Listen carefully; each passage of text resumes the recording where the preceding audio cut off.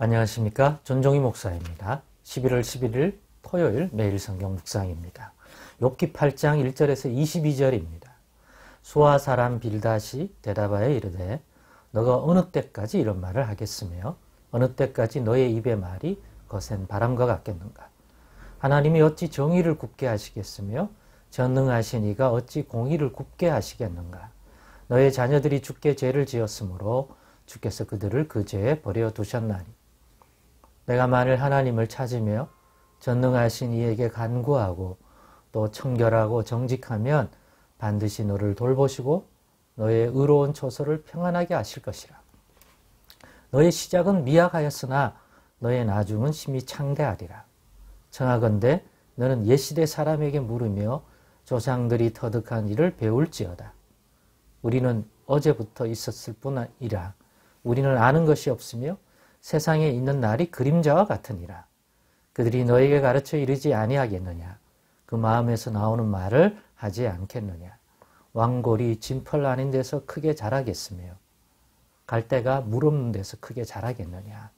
이런 것은 새순이도다 아직 뜯을 때가 되기 전에 다른 풀보다 일찍이 마르느니라. 하나님을 잊어버리는 자의 길은 다 이와 같고 조속한 자의 희망은 무너지리니 그가 믿는 것이 끊어지고 그가 의지하는 것이 거미줄 같은즉 그 집을 의지할지라도 집이 서지 못하고 굳게 붙잡아 주어도 집이 보존되지 못하리라.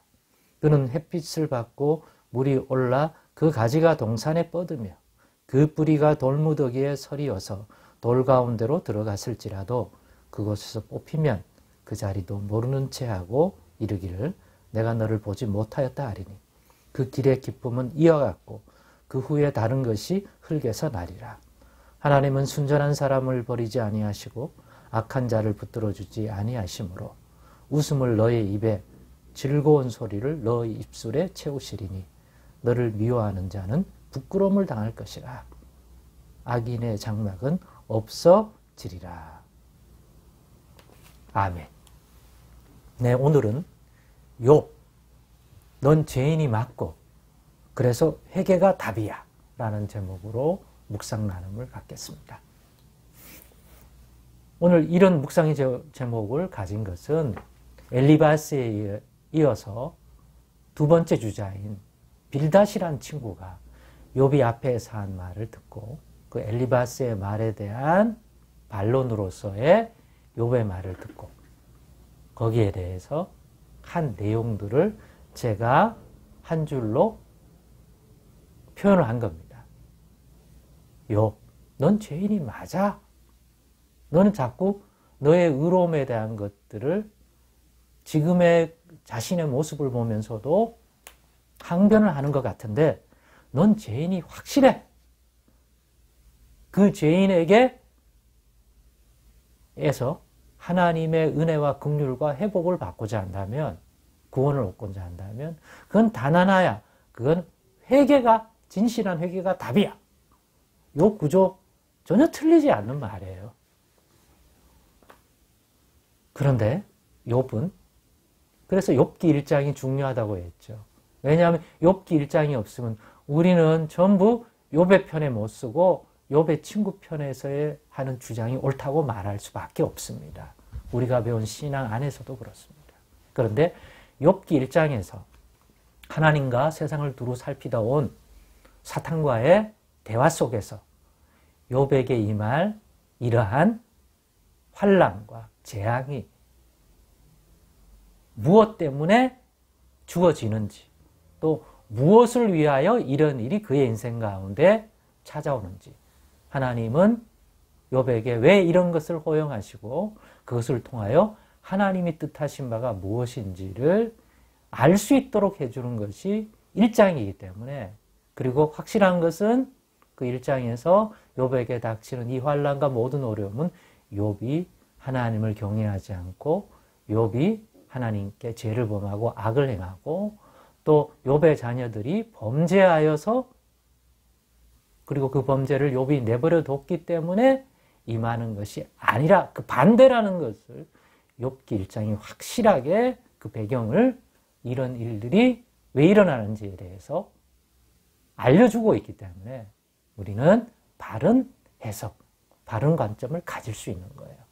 그래서 욥의 입장에 서서 욥이 가진 당황, 그리고 항변하는 또 그의 입에서 나오는 말의 그 진심, 그리고 그가 얼마나 힘들었을까 하는 거죠. 왜냐하면 그런 일이 주어지기 전까지는 사실은 욥도 욥의 친구들과 같은 그러한 식의 좋은 그러한 관점을 가질 수밖에 없는 사람이기 때문에. 왜? 자신이 당하고 있는 이러한 고난, 이러한 환난을 경험해 본 적이 없고 경험했을 때 가지는 하나님을 경외하는 자로서의 답답함을 느껴본 적이 없잖아요. 생각해 본 적이 없잖아. 왜? 그동안이 형통했기 때문에. 하나님을 경외하고 악에서 떠나고 정직히 하니까 자신과 또 자신의 소유와 자녀들에게 복을 주고 형통하게 했기 때문에. 그런 상태에서 욥의 친구들이 하는 말은 다 욥의 형통을 설명해 줄 수가 있고 그런 거예요. 그런데 그런 틀에 그런 고정관념만을 가지고 모든 세계를 바라보면 욥이 지금 환난을 당하고 자녀들도 죽고 자기도 고통받고 있는 모든 것은 욥이 이제는 하나님을 경외하지 않는 사람이고 욥이 죄를 범했기 때문에 받게 된다. 이거는 욥의 살아온 삶을 욥이 그동안 최근의 삶을 보지 않아도 하나님이 욥에게 이러한 인생을 으로 만들어 놓은 것을 보면 그것이 증명한다는 거죠. 그러니 욥아 뭘 자꾸 변명하고 듣기에 뭘 자꾸 그렇게 얘기하냐. 넌 죄인이 맞아. 누가 봐도. 회개가 답이야. 진실로 회개하면 하나님이 회복을 주시고 너를 다시 높여주실 수도 있는데 왜 그걸 안 하고 자꾸 그런 말을 하냐 하는 얘기죠. 엘리바스도 마찬가지고 빌닷도 마찬가지고 앞으로 또 등장할 그 친구도 마찬가지고. 그래서 우리가 일장이 없으면 정말 욥의 친구들이 말하는 게 우리의 신앙, 우리의 신학 여기에 훨씬 더 은혜롭게 맞습니다. 오늘 본문도 마찬가지잖아요. 그런데 욥이 받고 있는 이 고난은 그 범주 그 틀에서 벗어나 있지 않습니까? 욥기 1장의 그런 논리, 그런 틀에서 벗어나서 당하고 있는 욥의 환난이니까요. 그러니까 친구들로서는 도저히 알지 못하는 것이고 그런 상태에서 죽어 있는 훈계는 욥의 문제를 해결할 수 있는 그러한 약과 같은 것이 되지 않고 오히려 욥을 더 힘들게 만드는 것이다. 그래서 내가 진단이 잘못되면 백약이 무효하다는 말을 한 거예요. 아무리 좋은 약이고 아무리 좋은 말이고 은혜로운 말이고 하나님을 향한 의로운 내용이라 할지라도 욥의 문제를 해결하게 만드는 그러한 말이 될 수가 없다. 왜? 욥은 이미 그 구조, 그 틀에서 벗어나서 당하고 있는 환난과 어려움이기 때문에 그렇다는 거죠. 그래서 욥기는 참 중요한 책입니다.